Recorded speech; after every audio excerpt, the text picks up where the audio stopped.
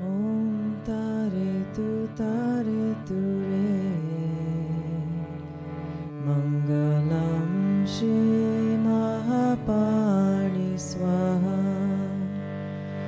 Om Tare Tu Re Mangalam Shri Mahapani Swaha. Om Tare Tu Re Mangalam Shri Mahapani Swaha. Om Tare Tu Re Mangalam Shri Mahapani Swaha. Hello, everyone, and welcome to the Lama Life livestream event with Lama Tsultrim Allione. It's a pleasure to have you all join us here today. My name is Dreame, joining you all the way from Poland, and it's just so wonderful to feel connected with all of you through this shared experience.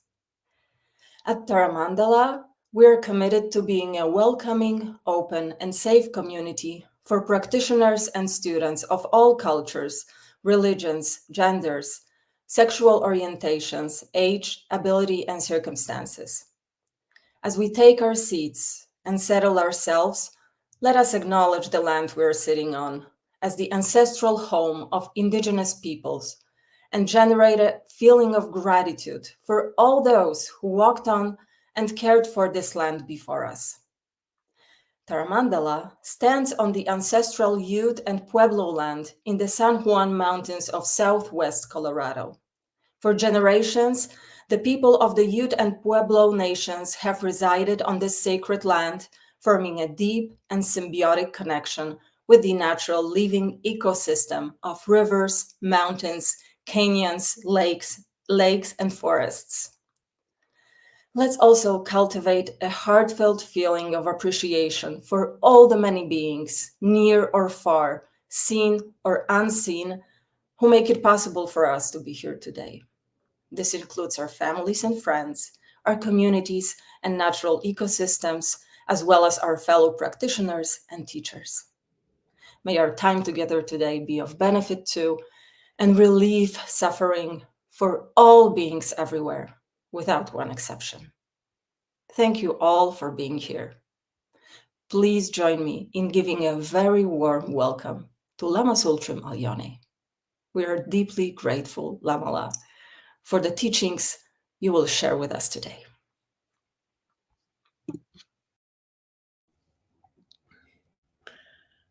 Oh, thank you, Dreamila. Welcome, everyone. Back in California,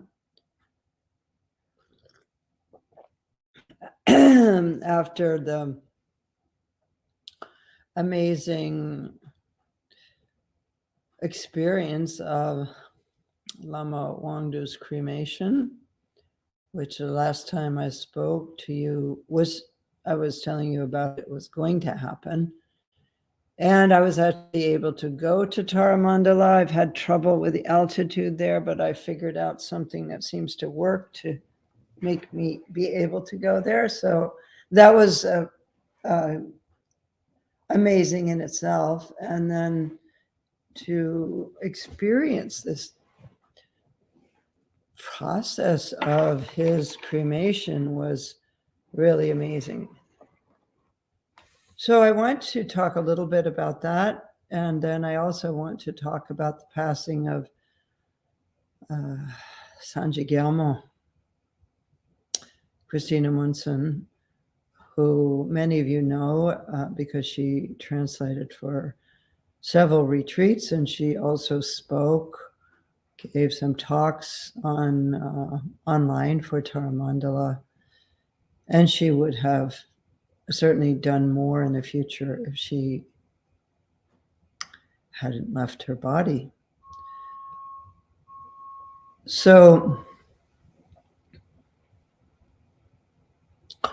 when Wangdu Rinpoche arrived on I keep wanting to say December, but it was November 19th. And that was actually the same day that Christina left her body. So his body is arriving at Tara Mandala, and Christina is departing from her body in Oakland, California, the same day, November 19th. And so a group came in with him. There was a sort of procession, caravan coming in. People had driven from Boulder, had flown in from New York, California, and so on. And the kudung had been brought by a U-Haul truck from Portland by Dzogchen Somo and her sister Pema and her husband Dao.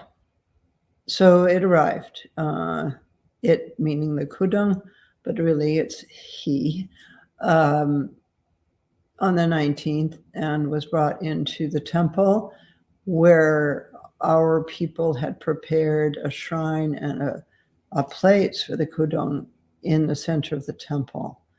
And then immediately practice started, the practice that had been done in Portland, which was the Dorsem Lama Chupa from the Dujim Tersa. It's a Dorje Sempa or Vajrasattva practice, and it's done for these kind of situations. But not only that, it's beautiful practice. And so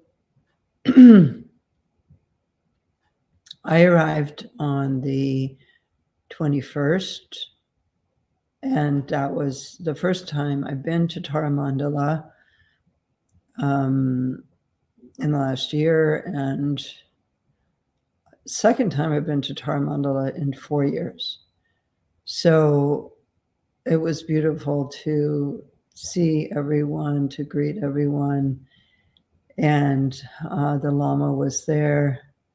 Jigme Wangdu Rinpoche, who's a Tulku and a direct bone lineage descendant from Dujim Lingpa, and Tugo Tadral, who is a Tulku from Spiti, which is in the northern Himalayan part of India. Very, very knowledgeable, very beautiful, humble Tulku who now resides at Pema Ursaling in California. So that night there was also chub practice, and the temple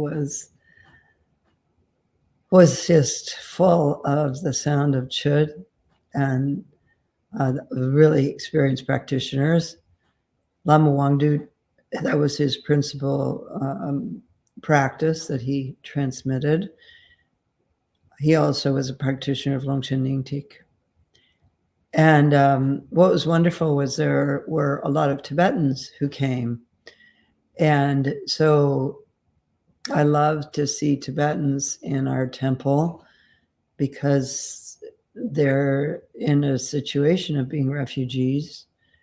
And so to be able to be in a temple in their tradition and practicing, it's so important for them. And I was so grateful to be able to offer that at Tara Mandala.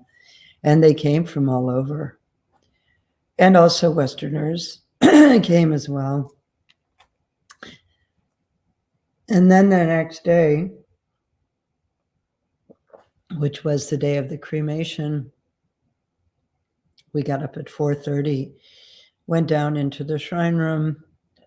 There was short prayers, and then there was a procession out following the kudung, the body of Lama Wangdu, to the cremation stupa, which was in front of the temple. It sort of drops down in front of the temple, and there's a round, flat area that had been beautifully prepared by Clifton, Carmody, and all the people from Tara Mandala. And then Lama Jerme had come to help with the stupa, Kempo Sonam, and also someone named Dawa, who had worked on our stupa how many years ago, like 20 or 30 years ago. So it was dark.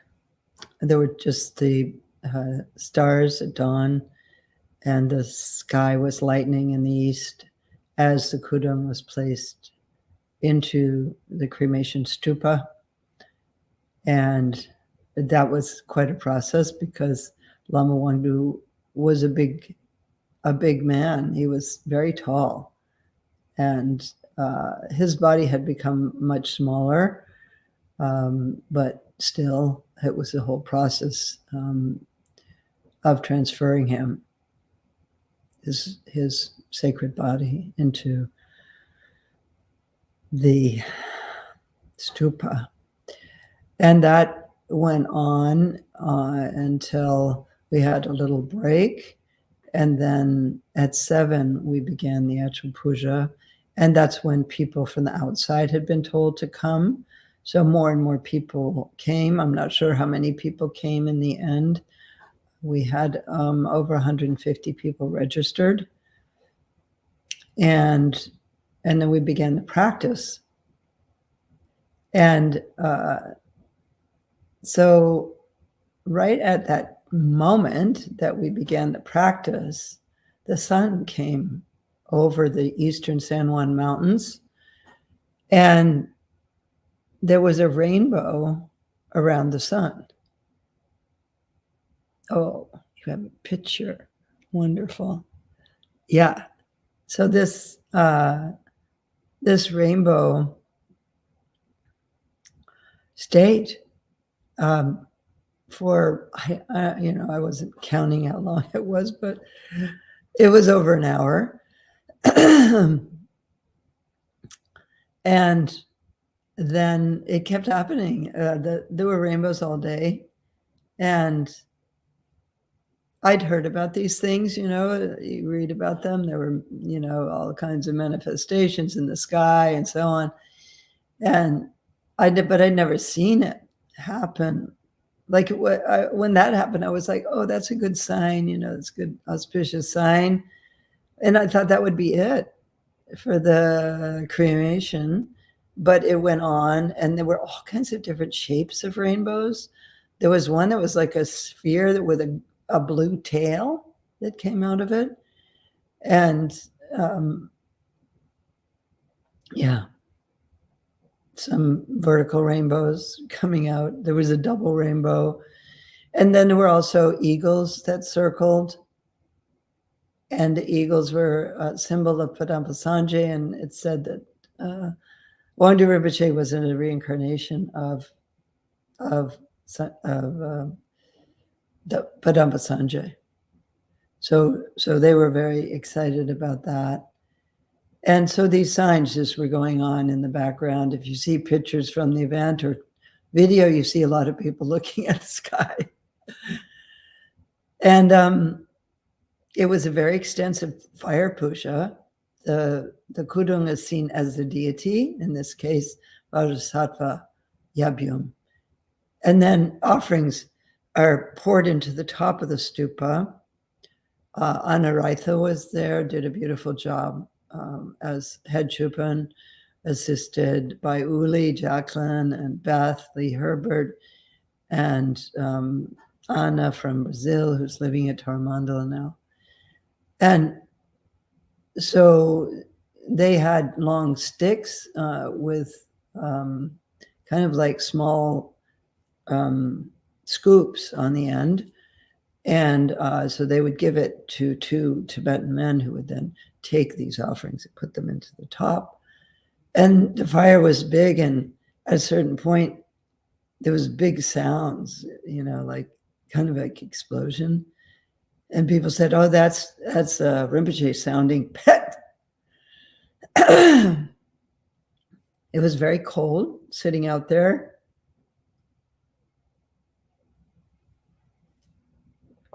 But we sat, and we did this until 3 in the afternoon.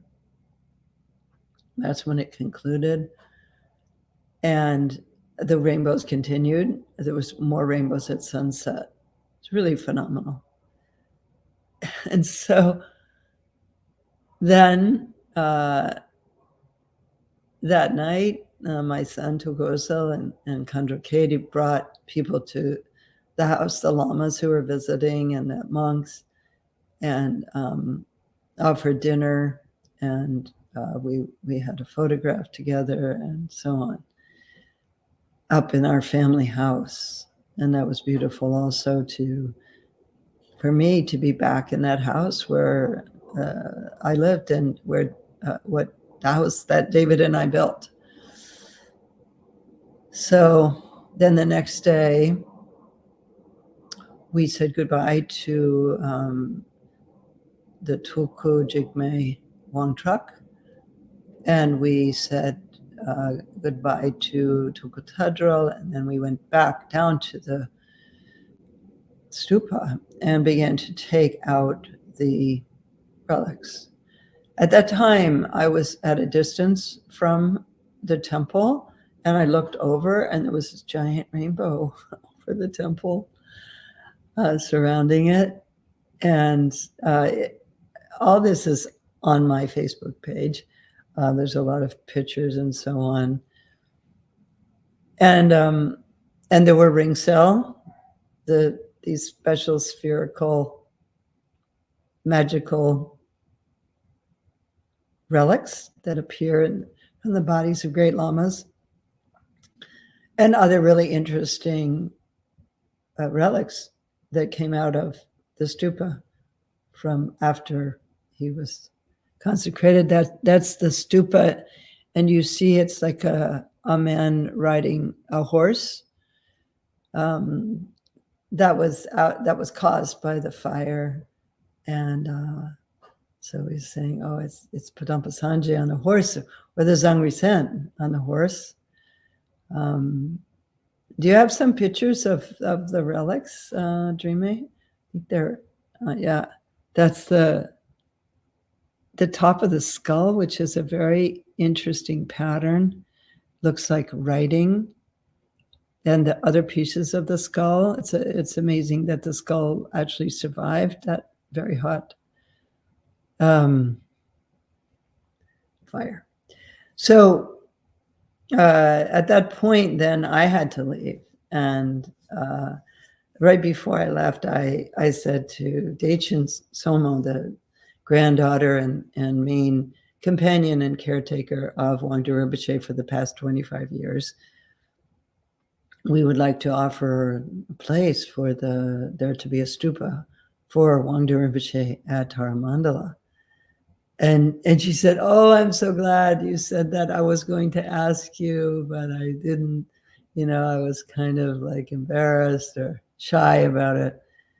And so I said, "Of course, yeah, of course.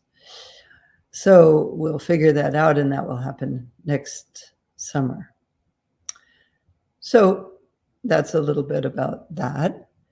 And it's on Lama Tsultrim Allione Facebook page and also Instagram, some of the pictures. So I think my main takeaway of this event was, there were a lot of things that I came home with, but the feeling of blessings was what I came away with. Oh, this is really the feeling of blessings. And it's something that I could really feel in my body. And just the joy and the sadness sort of co-emerging, the sadness of losing him and the joy of how auspicious it was. It was an extraordinary event, and this is very rare in this country. It's the second Lama cremation that I know of in the traditional way. The other one was Trungpa Rinpoche, and I believe it was 1987, and I was at that also. So meanwhile, Christina had left her body. I heard about it during this time while I was at the cremation. She kept it very secret after she died, she wanted to keep it secret. And also before she died, she didn't want to say goodbye to people. She didn't want people to remember her being very sick. And I think she wanted time to truly experience her transition. And so she was a great translator, but she was also a lineage holder, or I should say and, not but, because she was a great translator, and that's very important. And she was a lineage holder of Sera Khandro, and she told me, I had to really pry it out of her, but she told me when we spent 10 days together in Stinson Beach, California in July, where she transmitted certain practice to me, she told me that Chandra Rinpoche had said she was an emanation of Sera Khandro. I don't think she had told anyone before. She said she hadn't. I'm sure her husband knew and others really close to her. But so she was a very hidden yogini. She lived in the mountains of Nepal with Chandra Rinpoche. She did extensive retreats. She practiced 11 years Guru Yoga before he would even give her Nundro, the preliminary practices. But he told her right away that her practice was Sera Khandro. And he was very, I don't know what the word would be, but conservative maybe. In terms of Sera Khandro, she was so precious to him that he didn't give out her practice easily. And he tested her for 11 years. And she stuck with it.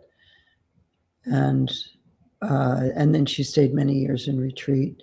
And she translated the texts and termas of Sera Khandro. She definitely would have done more. And when we spent that time together, I said, Christina, you should be teaching. And she said, I know, I'm ready. If I live, I will. And she did teach some, kind of privately, but she would have done much more if she had lived. And she did leave a very significant book, which will be published by Shambhala Publications in May of this year. And she sent it to me as I've never seen the cover. Oh, it's beautiful. That's a painting of Sera Khandro. It's a big manuscript. And Sera Khandro is just amazing. Like her teachings and the way she communicates the Dharma is so powerful and so direct. I've never seen anything like it.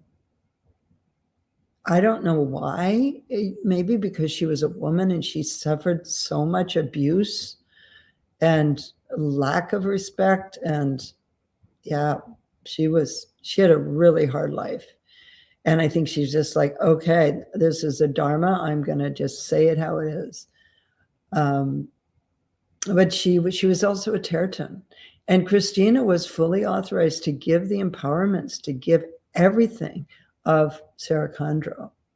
And she also made a beautiful Tibetan compilation of her works and her termas, which are published in Tibetan, and she would have translated that. So some of it was translated and is in this book, and I'm sure more will be translated. There's also a beautiful book from Sarah Jacoby of hers.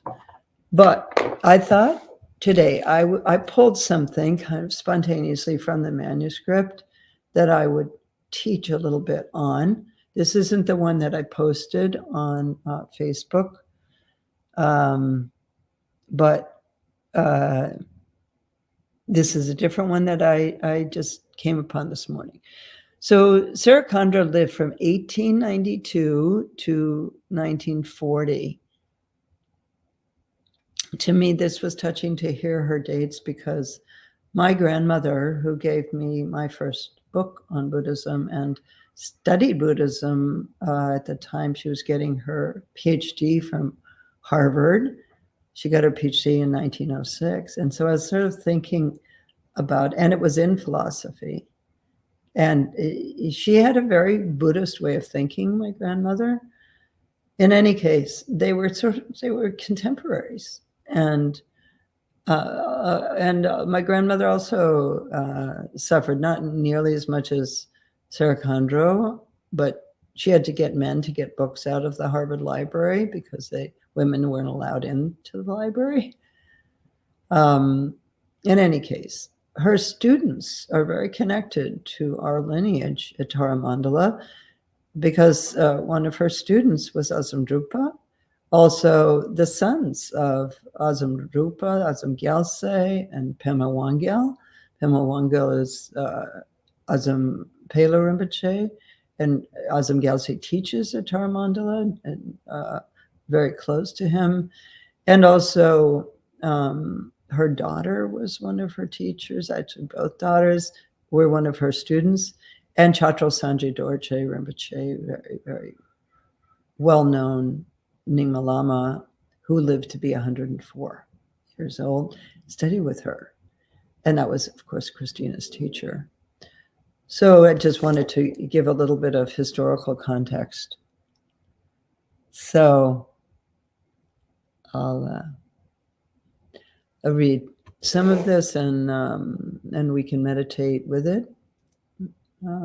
Always do some meditation with Lama Live, and so we'll do some with this. So it's called Hark, My Heart Son.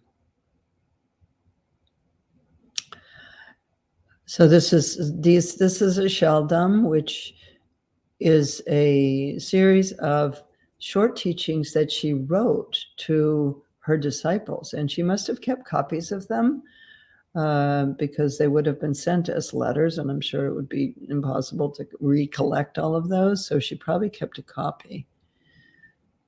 So this is to one of her male students. Hark, my heart son, turn your ears to me. I am a Dakini from the basic space of wisdom. So that would be the Yeshe Chuying. And just that, I mean, when I say it, it's like the word stop. The Chuying is it's translated as the basic space of phenomena, or this Dharma Dhatu in Sanskrit. And it is the space, the Dhatu of totality. And Yeshe Chuying would be the wisdom that is there, that emanates from or is the expression of that space. So let's meditate a little bit on that, and she translate the basic space of wisdom. Chuying Yeshe. So basic space. So let your mind rest in its own vastness.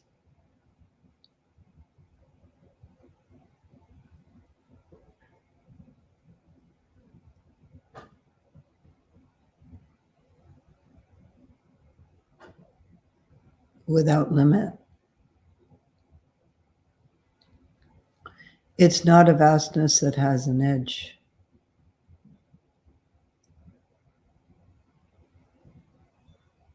So turn your awareness into that space.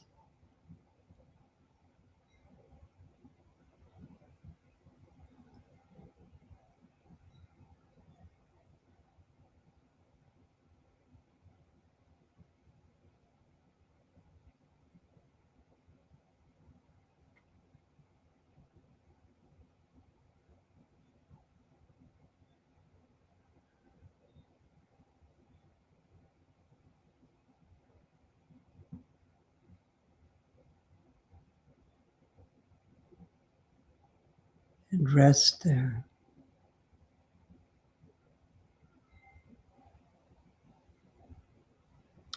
Feel the wisdom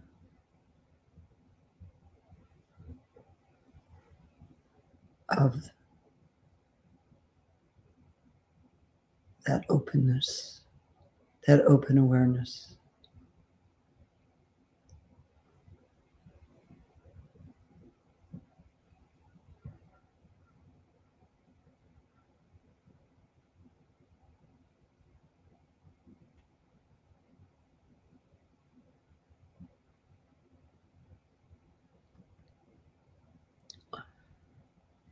I am a Dakini from the basic space of wisdom who holds the Lama's blessings in my mind. So this is the Lama's blessings is Drime Oser. Drime Oser was a son of Dujim Lingpa, who was really the founder of the Dujim lineage that then became the Dujim Tersar through Dujim Rinpoche. So Drime Oser was her teacher and a son of Dujim Lingpa.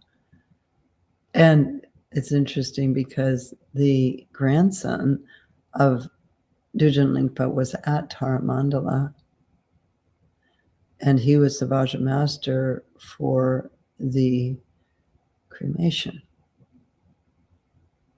All connected, isn't it? I've discovered the cities of the wisdom deities and am supported by the mother Dakinis. So she's saying what she knows. She's being really direct, that she has the cities, she has the powers of the Jnana Sattva, the Yeshepa.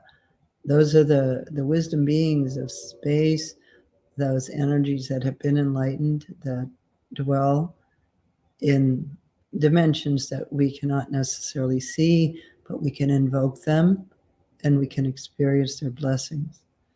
And the mother Dakinis, the Khandro Ma. So it's not mother like mother, but it's the feminine. It's the power of the feminine. My mind is like space, baseless and without origin. So let's rest in that. My mind is like space, no base, no origin. It doesn't begin somewhere. It's not born. And if we were to say it's perpetually present, it's usually not said like that because that reifies it. So it usually says what it's not, and then you kind of fall into what it is. So it has no base, no origin.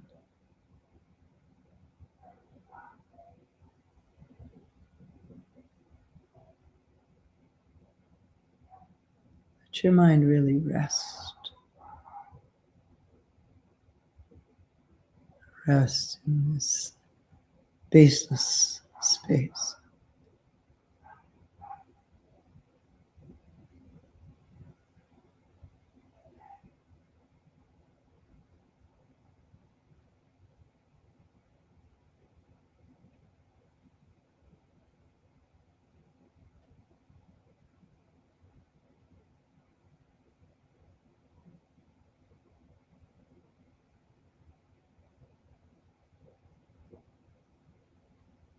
She's saying her mind is like this.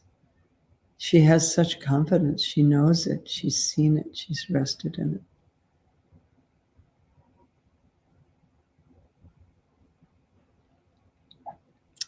The world of appearances and possibilities. So that's a kind of typical Tibetan phrase. Arises as symbolic teachings.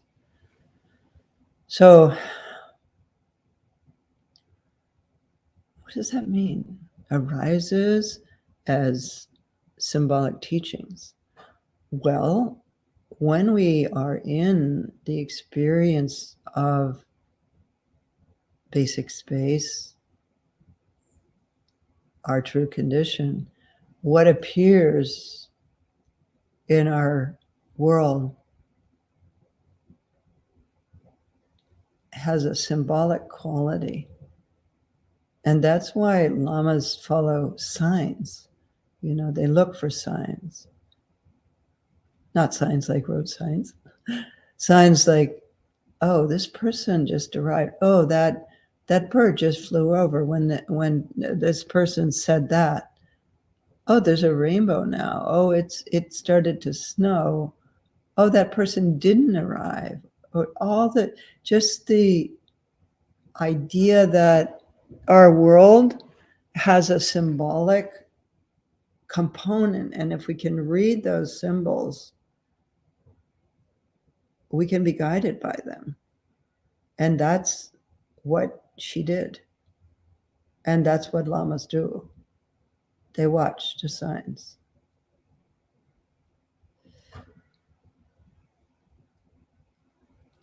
Unwritten, they escape from my mouth unceasingly. And although others don't like them, there's nothing I can do about it. So she's talking about her termas and these teachings that would just kind of bubble out of her.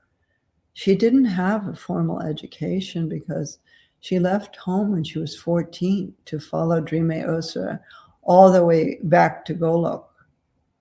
And her shoes fell apart, so she was barefoot. She was a noble woman, a noble daughter. And so she'd been brought up in an aristocratic household. She had nothing when she left, because she left against her parents' wishes. And so then these termas started coming out of her, these teaching. And a lot of people didn't believe in them, didn't believe in her, thought she was just making it up. And then there was a lot of jealousy about her relationship with Dwéme Osera and a lot of difficulties. So she's referring to that. And then she says, my view, so that's tawa in Tibetan is view. So it's not view like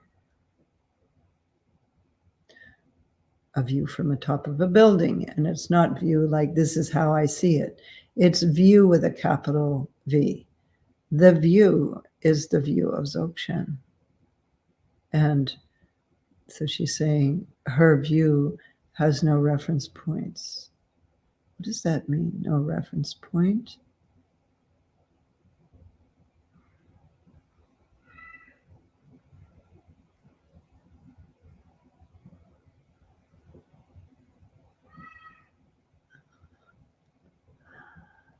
It's hard for me to do these teachings because I go into the state that they're describing, and it's not a state where there's words.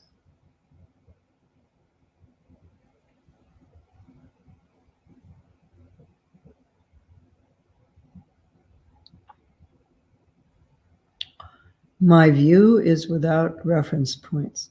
So reference points are ways that we interpret our experience according to our own karmic vision. We have certain reference points. And so if there's no reference points, there's no fixation on our karmic vision, and there's just resting in that. Oh, and she actually says, my view is without reference points, center, or limit. So that's something really to understand, that there's the space, and this idea of space is very connected to these teachings.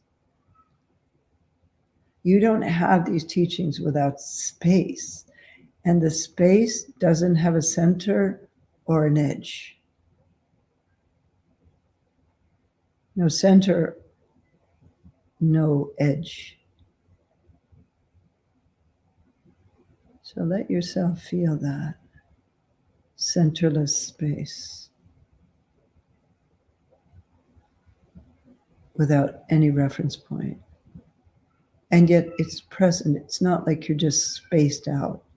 It's a very vivid, complete presence.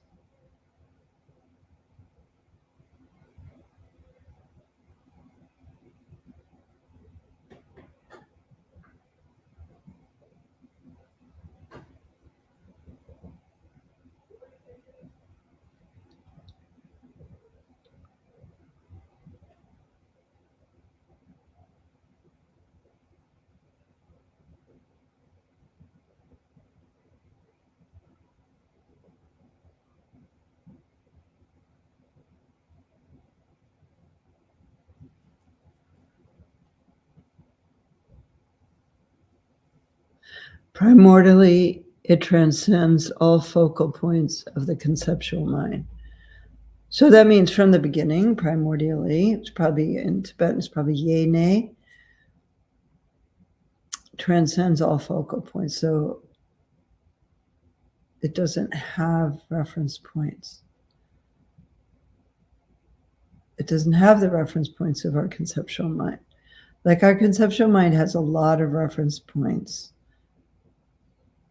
We're always like putting things into different pigeonholes and kind of constructing our reality out of our reference points when that's not what reality is. So we try to drop that. Or don't try it, just drop it.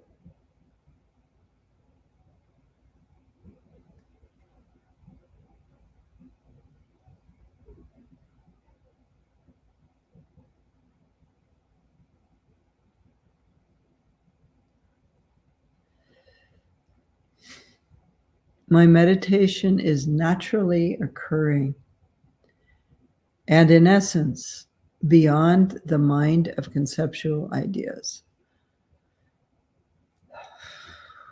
So she's telling you what her meditation is. And so many of these Shaldram are like that. They're like, this is meditation and this isn't. Very clear.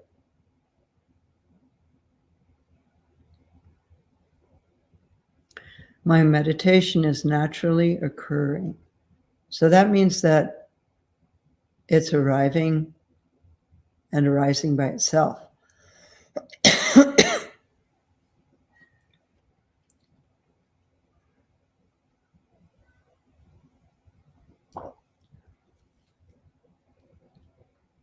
What is naturally occurring meditation?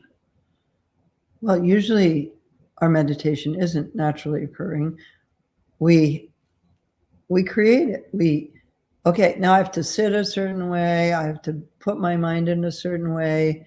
I have to focus on this. It's not just arising, but when you begin to rest in the true condition, it surges forth. So there's no effort needed.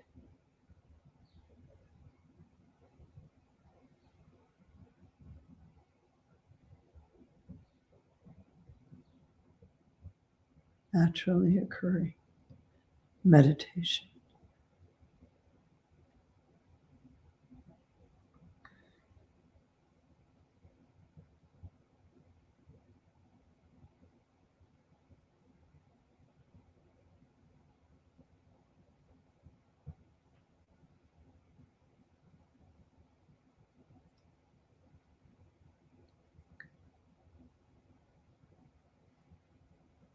Beyond the mind of conceptual ideas, unsullied by a focus or manipulation. So that's what I'm talking about. Usually we have a focus, we try to manipulate our minds, we try to get them to stay and focus on something. But she's saying, that's not my meditation.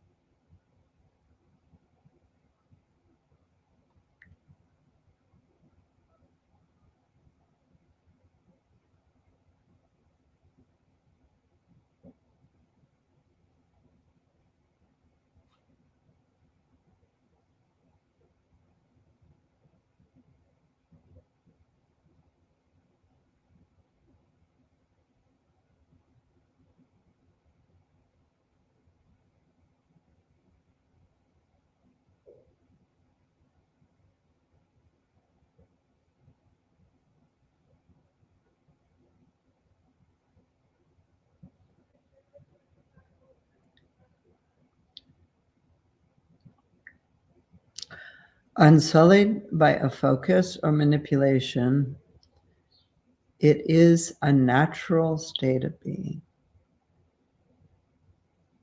So natural, what does that mean in this context? It means that it's not something that's created. It's not something that we need to manipulate. It's already here right now. And as we see it, as we realize it, it's not coming into being at that time. It seems like that. It's like if there's been a candle burning in a room,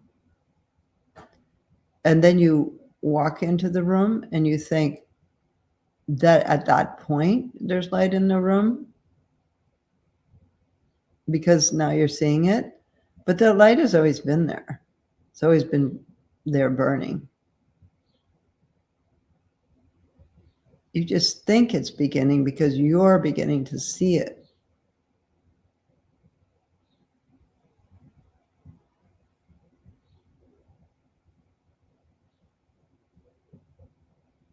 It's natural. And so you don't need to try. You don't need effort. You need to stop efforting and let it emerge.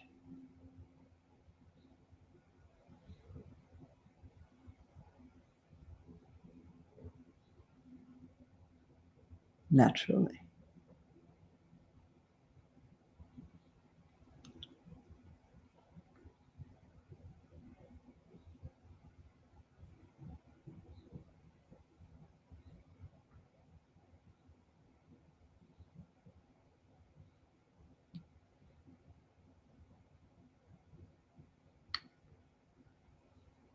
Unsullied by a focus or manipulation, it is a natural state of being, devoid of attachment to both clarity and emptiness. So those are typical nyams or meditative experiences that might arise from meditation. You might have an experience of vividness, of the extremely clear, vivid, or you might experience everything as empty, or you might experience bliss, the Dzogchen, Mahasukha.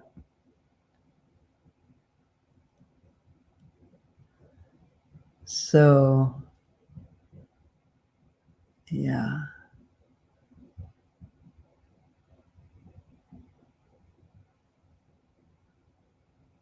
She's saying what it's not. So it's not those experiences that arise. Those experiences do arise, and that's like a sign. It's a smoke when there's fire, but it's not the end, and it's not something to focus on or get attached to. If those things arise, experience of emptiness, experience of clarity or vividness, then that's just a sign, but it's not the thing. It's like mistaking a sign for New York for New York. It's very different than New York. The sign is very different. But it tells you you're going there. My conduct is like an uncoiled snake or the sky. So when a snake uncoils itself, it's effortless. It just kind of slips apart. If you try to tie a snake up, it will just kind of come undone naturally, right? You can't tie up a snake.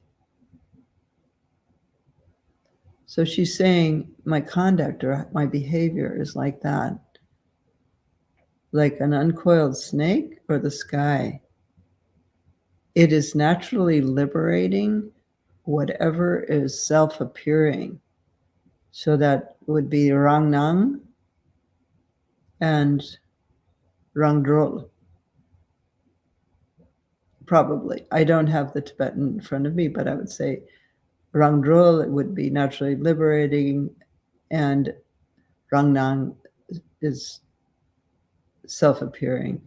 So this is a conduct is naturally liberated, and it manifests naturally, it appears naturally. In other words, she doesn't have to think a lot about her actions or how she's going to help someone, because she's coming out of this state of realization. It naturally appears.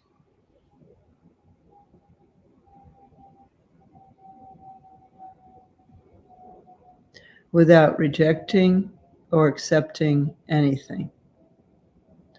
So that's her conduct. Usually we accept and reject constantly. Oh, I like that. Oh, I don't like that. All right? And we do that. And we do it on so many levels that we're not even aware of. Constantly accepting and rejecting. What if you just drop that? And we're just present with what happens. Let it arise. Don't have to control it. Let's feel that for a moment.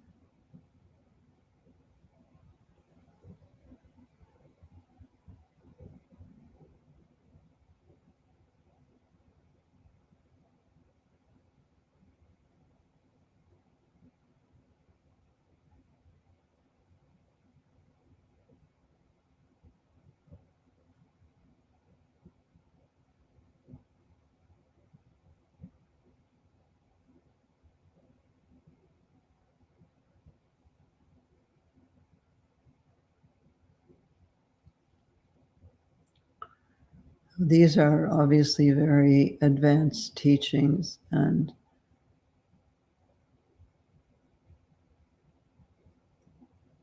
they're cutting really to the core of the teachings. And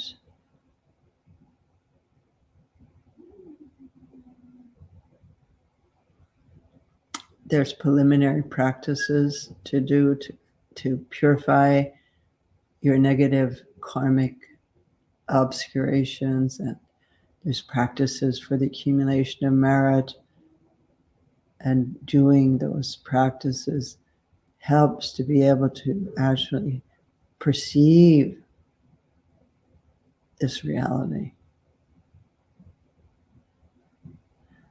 But it's good to hear the teachings, to see the teachings, and read the teachings at this level.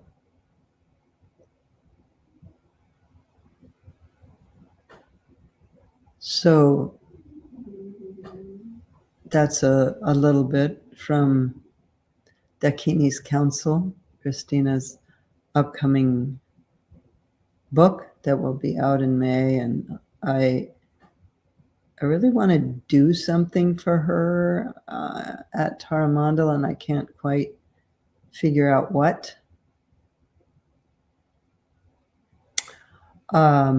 If you have ideas, let me know.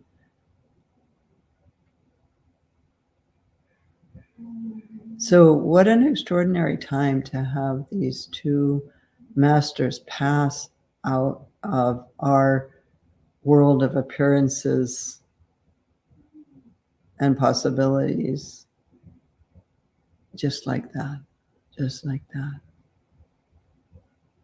It's an opportunity, moment, to connect with them and to feel the power of their lives and to make our lives useful. And by that, I mean, make your life practice. Make it your main thing, not like your career or whatever else you do. Make your practice your main thing, your main focus. Yeah.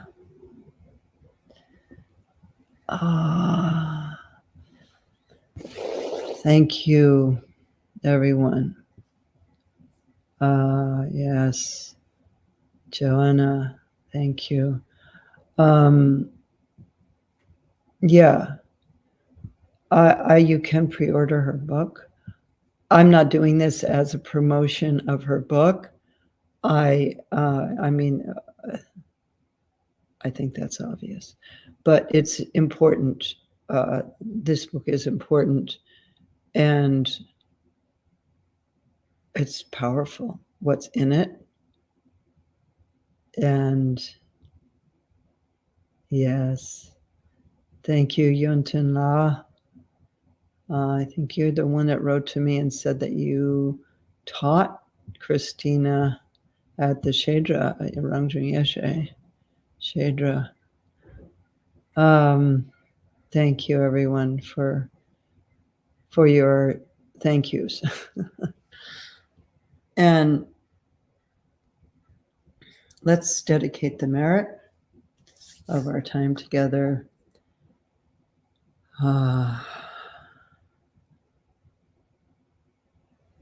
Merit is it's like a substance almost that we accumulate when we do positive actions, and it can be offered. And so let's dedicate our merit for the benefit of all beings. Thank you.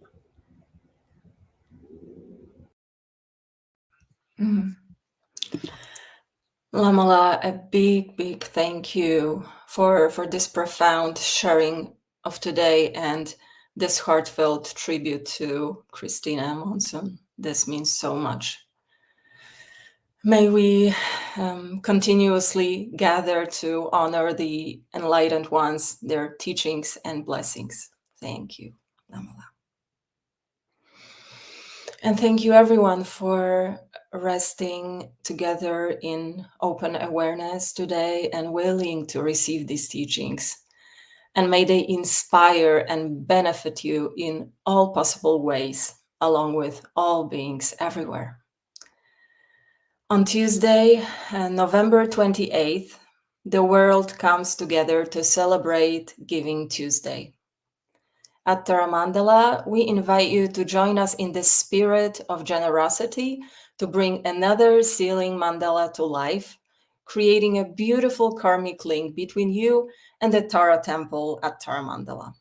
This sacred art, guided by Tulku Sanan Rinpoche and painted by Lama Gyurme, holds the power of liberation upon seeing. These mandalas create the causes for enlightenment and peace in the minds of all who view them. Lama Gyurme imbues every painting with prayers and dedicates the merit of the painting to its sponsors. When you contribute to our Sealing Mandala project, feel free to make a dedication to a special individual, a cause, or an aspiration near to your heart. Find the link to learn more in the chat shortly, and let's come together to make this Giving Tuesday truly special. As the Tara Mandala program unfolds for 2024, I'd like to wholeheartedly invite you to join us in an online Dharma talk titled Darkness, the Landscape of Transformation, with the visionary beloved teacher Osho Zenju Earthlyn Manuel. In this intimate session, Zenju Osho, weaving together ancient wisdom found in Zen Buddhism, African and Native American indigenous traditions, we'll explore the ways in which darkness, as a cosmic landscape for transformation, can influence our awakening within the Buddhist path and daily life. The link to participate will be added in a moment, and we look forward to sharing this transformative experience with you. And finally, following the tradition going all the way back to the time of the Buddha 2600 years ago, you have the opportunity to make an offering of dana to Lama Tsultrim. Dana is a Pali and Sanskrit word that means generosity. Dana directly recognizes the precious gift of the teacher and the teachings, without which one could not practice the Dharma. If you would like to offer dana to Lama Tsultrim, please follow the link you will see in the chat in a moment. And as we close our time together, let's truly take a moment to acknowledge the generational caretakers of the land we are sitting on, the indigenous ancestors who were here before us. We extend our heartfelt gratitude to them and others who also make it possible for us to practice here. Our families, co-workers, community, including all beings, seen and unseen, who support our practice. And particularly our teachers, who skillfully offer us these precious teachings. May all beings, without one exception, benefit and be free from suffering. Thank you so much, everyone, and we hope to see you next Sunday. Om tare tu re, Mangalam Shri Mahapani Swaha. Om tare tu re, Mangalam Shri Mahapani Swaha. Om tare tu re, Mangalam Shri Mahapani Swaha. Om tare tu